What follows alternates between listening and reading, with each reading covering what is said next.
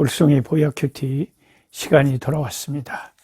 오늘은 2020년 3월 23일 월요일 83번째 시간으로서 사무엘상 13장에서 15장 성경 공부를 하겠습니다. 주일날 경기도 고양시에 있는 성은 숲속교회에서 3번 예배 설교를 했습니다. 물론 그 정부가 참 협조를 요청하는 대로 그대로 다 그 질서를 지켜서 교회가 철저히 이렇게 떨어져 앉아서 마스크를 하고 손 소독제를 하고 또 여러 가지 철저히 정부에서 원하는 대로 다 조심하면서 특별히 몸이 건강하신 분 가운데 우리가 특별히 조심하면서 또 예배를 담임 목사님께서 또 이렇게 드리기를 원하셔서 그렇게 드렸습니다. 우리가 이제 사회의 교회가 조금이라도 누를 끼쳐서는 안 되고 또 정부가 하는 일에 또 가능하면 협조를 해야 되기 때문에 이제 최선을 다해서 정부가 원하는 그 수칙을 지키면서 그래 참 조심스럽게 또 예배를 드렸다는 것을 알려드립니다. 참 어려운 시국입니다. 우리가 이제 온라인을 통해서 인터넷을 통해서 집에서 예배를 드리는 분들도 많고 또 특별하게 조심하면서 조심스럽게 이렇게 수칙을 따라서 예배를 드리는 교회도 있기 때문에 우리가 서로 이제 조심하고 하는 거니까 아무 생각 없이 무조건 고집을 피우는 것이 아니니까 그렇게 서로 싸우고 서로 이렇게 할 필요는 없고 서로 위해서 기도해 주면서 조심스럽게 이 시국을 지나가야 될 줄 압니다. 사무엘상 13장을 보시면 사울이 블레셋과 이렇게 이제 전쟁을 이끌고 있는 모습이 나옵니다. 13장 1절에 사울이 왕이 될 때 몇 살 때 왕이 됐을까요? 40세에 왕이 됐다고 합니다. 40세. 성경에는 특별히 40세에 어떤 역사가 일어나고 40세에 쓰임을 받고 40세에 무슨 일을 하는 경우가 꽤 있는 것 같아요. 모세는 40세에 이스라엘 백성을 위해서 일하려다가 광야로 도망을 갔었죠. 사울이 왕이 될 때에 40세라. 그가 이스라엘을 다스린 지 2년이 됐다. 사울의 이제 다스림의 초기, 사울 정권의 초기 시점이었습니다. 이스라엘 사람 3,000명을 택하여서 그 중에서 2,000명은 자기와 함께 mik바스 베델산에 있고 1,000명은 요나단, 자기 아들 요나단과 함께 있게 했고 남은 백성은 이제 언제든지 다시 군사를 소집할 때 오라고 하고 각자 집으로 가서 가정도 돌보고 농사도 짓고 해야 되니까 돌려보낸 것 같습니다. 그런데 여전히 그 시대에 블레셋이 이스라엘을 거의 원사이드하게 지배하다시피 그 이스라엘의 철에 관계된 것은 자기들이 아예 허락을 안 해버렸어요. 이스라엘 사람들은 철로 무기를 만들 수 있으니까 낫이나 농사를 위해서 특별한 경우에는 와서 허락을 받고 그 철을 다스릴 수 있도록 그런 거 이용할 수 있도록 그렇게까지 조처를 제한을 받고 살았던 것 보면 아주 블레셋에 눌리고 억눌리고 이렇게 일방적으로 블레셋의 위세에 짓눌려 살았던 그런 시대가 아닌가 싶습니다. 그때 5절에 블레셋 사람들이 또 조그만 심기가 뒤틀리면 또 이스라엘을 쳐들어와서 또 괴롭힙니다. 5절에 블레셋 사람들이 이스라엘과 싸우려고 모였는데 이 사람들이 뭐 대단합니다. 병거가 3만이고 와, 그 병거를 탄 군인이 3만 명이라는 건 엄청난 거죠. 이제 오늘날로 말하면 무슨 탱크 부대가 3만 명이라는 게니까 얼마나 대단합니까? 마병이 6천 명. 말을 탄 자들이 또 무섭죠. 백성은 그 군대 숫자가 해변에 모래같이 많더라. 해변에 모래같이 많다. 그들이 올라와 베다인 동쪽 믹바스의 진을 치며 이스라엘 사람들이 위급함을 보고 절박하여 굴과 수풀과 바위 틈과 은밀한 곳과 웅덩이에 숨어 완전히 게릴라전처럼 완전히 숨어갖고 꼭꼭 숨어라 머리카락 보이려고 각각 숨어갖고 게릴라전을 펼치면서 대항을 한 것 같아요. 어떤 히브리 사람들은 요단을 건너 갓과 길르앗 땅으로 가되 그 요단강 동편에 이스라엘의 세 지파가 살고 있었잖아요. 그러니까 이제 자기 본토가 너무 위기에 처하니까 아이고 이때는 얼른 도망가자 하고 또 위기의 순간에 눈치 빠른 사람들도 있잖아요. 어떤 히브리 사람들, 그러니까 우리가 여러 가지 재앙과 위기의 순간들을 보면은 다 각각 사람마다 또 다르잖아요. 아주 약삭 빠른 사람들은 금방 도망을 치기도 하고, 뭐 다양한 사람들이 있죠. 어떤 히브리 사람들은 어느 요단강을 건너서 저쪽으로 피난 가고 도망가고, 이런 아주 혼란의 시대였습니다. 그리고 이제 사람들, 남아있는 사람들은 떨더라 그랬어요. 7절에 백성이 떨었다. 이제 도저히 그 군사력을 비교를 해봐도 상대가 안 되니까요. 모래수만큼 많은 사람들이 있고, 병거만 3만, 철병거만 3만, 마병만 또 어마어마한 6천. 이스라엘과 비교할 때 너무나 적군이 강했기 때문에 이스라엘 백성이 벌벌 떨었다. 근데 그 길갈 진에 선지자 사무엘이 이스라엘 백성의 정신적인 지주였던 사무엘이 오기로 한 그 날짜에 7일 안에 오기로 하셨던 것 같아요. 그런데 정한 기한대로 1회 동안을 기다렸는데 8절에 보면 사무엘이 길갈에 아직 도착을 안 했습니다. 그러니까 이제 백성이 사울에게서 그나마 있던 백성마저 사울에게서 살살 도망병이 생기기 시작한 거예요. 막 도망을 막 치기 시작하는 거예요. 그러니까 이제 완전히 사기는 땅에 떨어졌고 큰 위기가 이스라엘에게 닥친 거죠.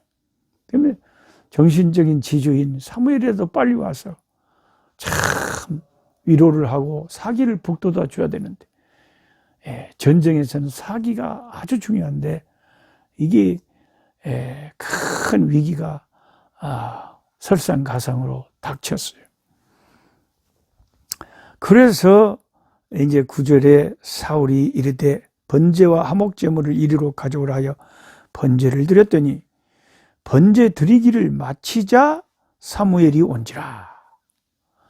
아무리 왕이지만 번제 제사는 제사장이 드려야 됩니다. 이것이 모세를 통해서 주어진 그 하나님의 율법입니다. 아무리 왕이지만 왕이 제사를 집례할 수는 없습니다. 이건 분명한 사실. 그런데 아무리 기다려도 선지자가 안 오니까 백성들은 흩어지려고 하죠. 적군은 강하죠. 이거 안 되겠다. 그래서 할 수 없이, 어쩔 수 없이 왕이 자기가 제사를 집례를 해버렸다 이겁니다. 이것은 완전히 잘못된 것이죠. 번제 드리기를 마치자 사무엘이 왔다. Just as he finished making the offering, 사무엘 arrived. 아니 바로 딱 just as he finished making the offering. 그 제사를 드리자 바로 딱 just as 딱 그 순간에 사무엘이 제사 마치니까 꼭 뭔 각본을 짜듯이 웜에 그렇게 기다렸던 사무엘 선지자가 오셨네요. 달리 말하면 조금만 더 기다렸으면 됐는데 그런 거예요. 참 이게 이제 사울이 변명하는 것이 11절에 세 가지 변명을 해요. 첫째는 백성이 내게서 흩어지고, 둘째는 제사장이신 당신께서 정한 날 안에 일이 안에 오신다고 했는데 오지 아니하시고 블레셋 사람 적군은 믹바스에 모였음을 내가 적군은 이제 언제든지 완전히 몰아닥칠 것 같은데, 그래서 이 세 가지 이유 때문에 사울은 할 수 없이 제사를 드렸다 이렇게 변명을 합니다. 자, 우리가 하나님 말씀을 어길 때는 항상 나름대로 이유가 있죠. 대체적으로 그 세 가지 이유 중에 하나 때문에 우리가 말씀을 어기는 거 아닐까요? 기다리지 못하는 거 아닐까요? 인내하지 못하고 말씀을 어기지 않을까요? 그 중에 한 가지가 백성은 흩어져 간다. 즉 사람들이 돕지를 않는다는 겁니다. 사람들이 점점 떠나가 버려요. 참 이러면 우리가 마음이 조급해지거든요. 그죠? 아무리 힘들고 어려워도 사람들이 가까이 내게 있어서 힘이 되어줄 때는 그게 견디기가 쉬운데, 사람들이 나에게서 흩어질 때, 사람들이 멀어질 때, 이럴 때 참 내가 끝까지 믿음 지키기가 진짜 힘들어요. 1000명, 10,000명이 다 떠나갈 때 우리가 이때 말씀 지키기가 힘들죠. 그 다음에 하나님이 분명히 약속을 하셨는데 정한 날 안에 선지자가 오지 않았다. 하나님이 들어준다 기도 들어준다 하는데 아무리 기도를 해도 들어주는 것 같지가 않고, 응답이 빨리 오질 않고, 응답이 더디 올 때 우리는 더 이상 참지 못하고 넘어지고 깨지고 자빠지기가 쉬운 거예요. 그 다음에 이제 원수가 상황이, 환경이 완전히 나를 너무 힘들게 덮쳐올 때, 이 세 가지 이유 때문에 우리는 끝까지 견디고 참아내지 못하고 굴복하고 말씀을 어겨버리는 경우가, 불순종하는 경우가 우리도 많다는 것입니다. 그런데 이제 견디지 못하고 자기가 제사 드려버린 일 때문에 사무엘이 딱 뭐라고 그러냐면 망령된 일을 행했다는 거죠. 왕이 미쳤다는 거죠. 그러면서 14절에 왕의 나라가 길지 못할 것이다. 이제 겨우 왕 된 지 2년 됐습니다. 40세에 왕 돼가지고 2년간 왕 노릇 제대로 한 것까지도 아는데 왕의 통치가, 왕으로서 이제 다스릴 날이 길지 않다. 바로 왕이 하나님의 말씀을 어기고 스스로 제사를 드린 것은 크게 망령되이 행한 것이고 잘못된 것이다.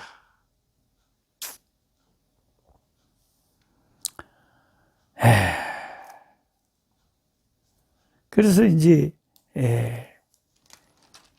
그 위기의 순간에 말씀을 어겨버린 사울에게 사무엘이 그 하나님의 심판을 선언을 하는 것입니다.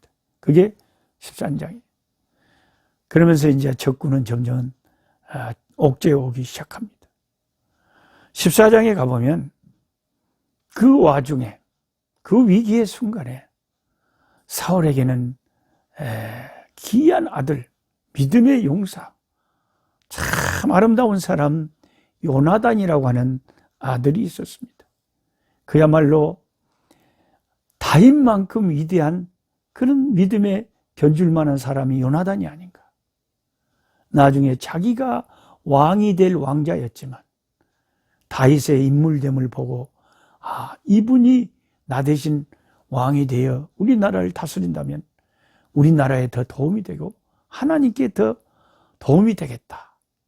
그런 판단을 하고 자기 자리를 내어놓고 다윗을 자기 친구를 왕으로 되기를 원하는 마음을 가졌던 그런 큰 그릇, 그런 아름다운 믿음의 사람 요나단이 있었다는 것입니다.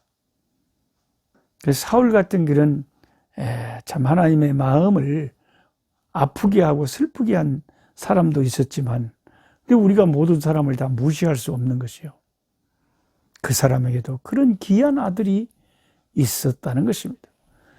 그래서 어떤 사람의 존재에 대해서 좀 어떤 일부분이 부족하다고 해서 그 인생 전체를 통틀어서 다 부인해버리는 우리가 그런 잘못된 판단을 비평을 우리가 하는 것을 조심해야 된다는 거예요. 우리 인간은 뭐가 좀 부족하면 그 사람 전체를 다 부정을 해버려요. 그 노록수 선교사 참 뭐 어떤 뭐니 참 부족하더라. 그러면 그 사람을 그냥 통째로 그냥 매장을 시켜버려요. 근데 그래서는 안 되죠. 그러면은 그 사람이 좀 부족하고 또 뭐 근데 가만히 들어보니까 그 노록수 선교사 그 아들이 있는데 그 또 딸이 또 둘이나 있는데 그 큰 딸은 지금도 시집도 안 가고 30대 초반의 처녀가 선교지를 지키면서 그 에이즈 걸린 아이들을 돌아보고 있다더라. 그 아들은 또 전도사로서 목사 수업을 하고 있다더라. 이런 것을 알면 그 노록수 선교사라는 사람이 좀 부족하고 모자라도 그 사람의 인생을 그냥 통째로 부인해 버리는 것은 좀 너무한 처사가 아닌가. 그렇지 않습니까? 우리 인간은요, 뭔가 다른 사람을 판단을 할 때 하나님처럼 판단을 하는 것이 아니라 인간의 생각으로 뭐가 하나 나하고 안 맞으면 그 사람을 다 부인을 해버리고 완전히 그 사람을 다 돌아서 버려요. 그래서 인간은 판단자가 돼서는 안 돼요. 아무도 판단 안 하면 안 돼요. 우리를 판단하실 일은 오직 하나님밖에 없어요. 저는 사울의 아들 요나단의 이 아름다운 모습들을 성경에서 보면서 참 사울은 부족했지만 그 아들은 위대했다. 그 아들 한 사람을 이 세상에 남겨두고 간 사울은 그래도 이 세상에 살만한 가치가 있었다. 그 아들을 생각하면 그런 생각을 하면서 어떤 사람을 우리가 판단할 때 참 많이 어떤 일부분만 보고 전체를 다 매장해서는 안 된다. 그런 생각을 하게 됩니다. 14장에 보면 그 위기의 순간에 사울의 아들 요나단이 대단히 믿음이 다윗처럼 담대했어요. 그래서 이 할례 받지 못한 이 블레셋 이 인간들이 뭐냐? 하나님이 우리와 함께 하시면 저들 문제없다. 우리가 이렇게 쫄 필요가 없다. 이런 생각을 하고 자기의 신복을 하나 데리고 적군을 한번 파고 들어가 봤어요. 그러면서 자기 마음에 이제 하나님 앞에서 이제 자기 백성의 사기를 일으켜야 되겠다는 생각을 한 거예요. 14장 15절에 이런 말이 있어요. 큰 떨림이었더라. 큰 떨림이 있었다. 이 말은 자기 백성이 사기가 죽어가지고 막 굴 속에서 동굴 속에서 바위 틈 속에 막 지새끼처럼 토끼처럼 숨어가지고 짤짤 매고 있으니까 이거 안 되겠다. 이 할례 받지 못한 사람들이 우리가 이렇게 겁을 먹어서 되겠나. 그래서 우리가 얼마나 강한 민족이고 저들이 하나님이 우리가 함께 계시면 저들을 능히 이길 수 있다는 것을 자기 군대의 사기 진작을 위해서 한번 자기 신복을 데리고 적진을 향해 가서 싸움에 붙었는데 부분적인 싸움에 붙었는데 블레셋 적진을 반나절 정도를 막 싸웠는데 20명 가량을 쳐 죽여버린 거예요. 그런데 15절에 들에 있는 진영 모든 백성들이 공포에 떨었고 부대와 노략군들도 떨었으며 땅도 진동하였고 큰 떨림이 있었다. 하나님이 큰 떨림이 있게 했다. 여기 노략군이나 모든 백성 진영, 이건 다 블레셋 진영을 말한 거예요. 블레셋 노략군을 말한 거예요. 그러니까 적진에 하나님이 큰 떨림이 있고 공포가 들게 만들었대. 이 전쟁은 그 사기잖아요, 사기. 사기가 그들은 이스라엘 군 때문에 공포에 질리게 만들었고, 그 사실을 보고 이스라엘에 숨어있던 군사들이 우리 군사가 막 이기네? 하고 그냥 덤벼들어 싸움에서 이기게 됐다는 거죠. 우리가 그 체육대회 같은데 줄다리기 시합 같은 거 할 때 팽팽하게 맞서다가 한쪽이 쫙 밀리기 시작하면 갑자기 힘을 얻어갖고 밀린 쪽은 계속 그냥 딸려 들어가고 잡아당긴 쪽은 그냥 확 잡아당겨버려. 그러니 전쟁이라고 하는 것은 이 흐름이고 분위기고 사기인데, 사기가 이 요나단의 백병전 때문에 이스라엘에게 확 오게 됐어요. 그래서 이제 막 이스라엘 군사가 일어나서 막 적군을 막 덤벼서 치기 시작하니까 갑자기 전세가 역전돼 가지고 블레셋이 패퇴를 하고 이스라엘이 승리하기 시작하는데, 이때 이 어리석은 지도자 사울이 엉뚱한 지시를 내렸어요. 야, 이때가 원수가 아플 때다. 지금은 아무도 입에 뭐 먹지도 말고 적진을 치는 데만 집중을 해라. 누구든지 내 말을 어기고 음식물을 먹는 사람은 하나님께 저주를 받을 것이다 하고 선언을 내보낸 거예요. 그래서 이게 사실 이런 말 한마디가, 지도자의 말 한마디가 중요하잖아요. 저주받을 것이라, 음식물을 먹는 사람. 그거 다 백성들이 이제 그래갖고 그렇게 하도록 맹세를 했는데, 요나단은 그때 이제 자기 아버지의 군사들과 함께 없어서 그 말을 못 들었어요.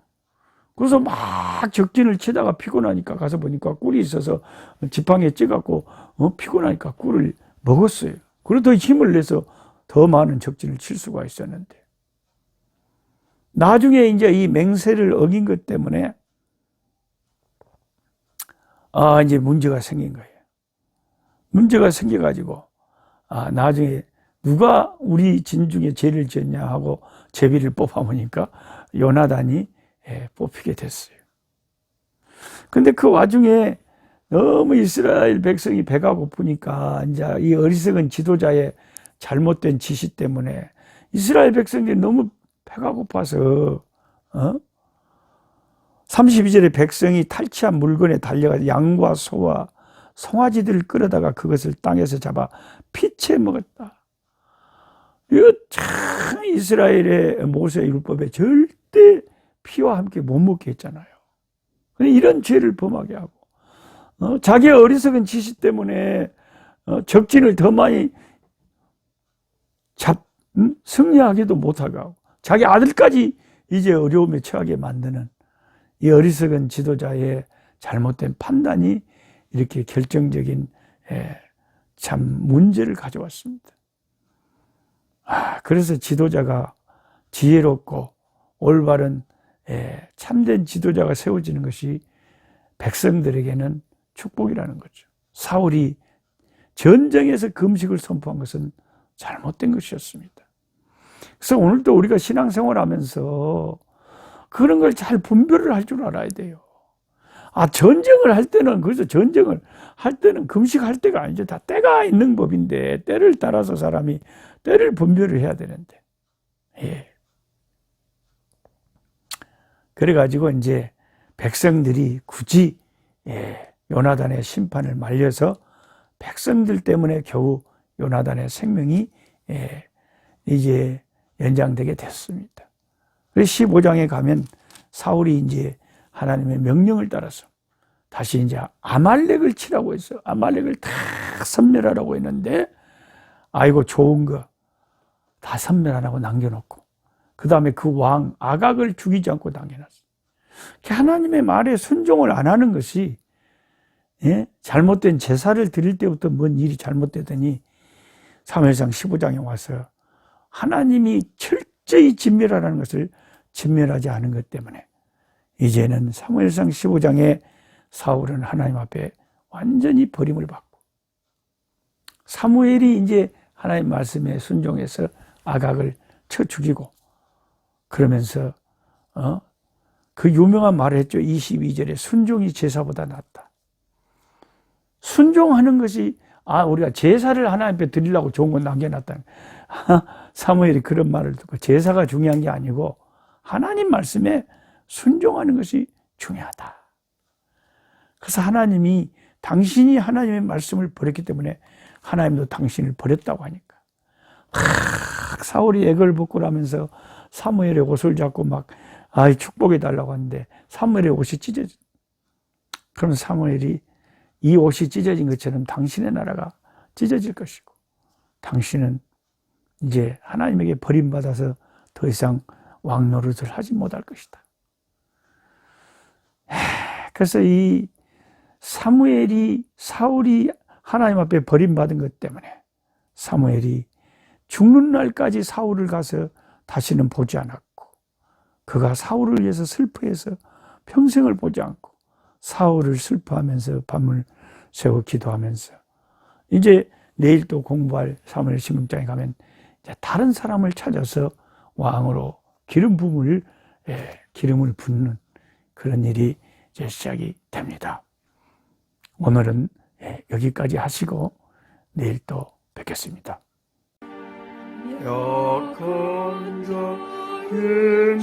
힘주시고 강한 자 바르게 주한 자 정케하니 주님의 뜻이라. 해 아래 압박 있는 곳 주 거기 계셔서 그 팔로 막아 주